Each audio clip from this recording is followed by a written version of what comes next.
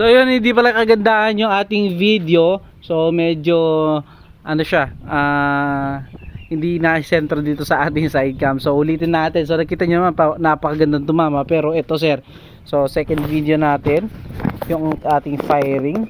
So another 10 shot siguro. Subukan natin. So hanapin lang natin yung magandang posisyon ng ating side cam. So yan siguro mga beng-beng. So yan po yung ating naging groupings, napakaganda naman.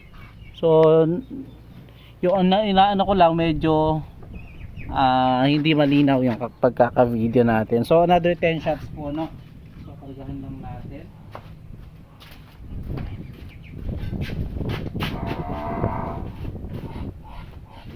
So kargahan ko lang po ulit.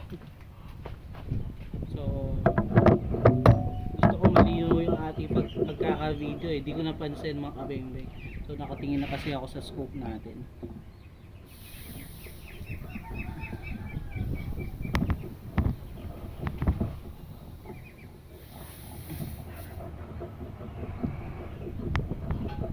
So another 10 shots po.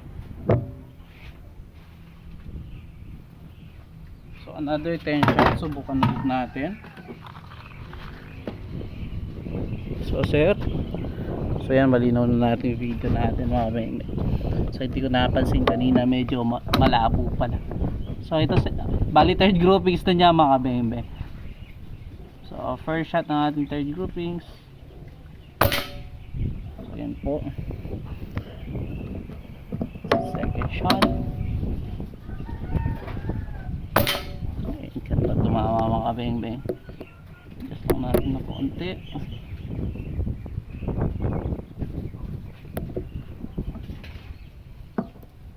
Third shot po.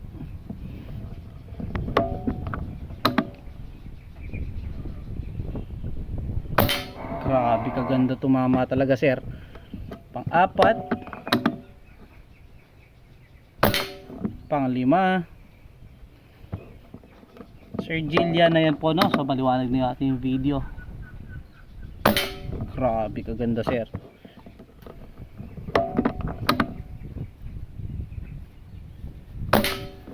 Pang-anim na yata yun. Pang-pito. Grabe kaganda talaga sir. Pang-walo. Pang-siyam. So pellet to pellet po talaga. Mas gumanda po yung groupings. At pang-sampu. So 10 shots sir, nakita nyo naman napakasolido tumama ng unit mo sir.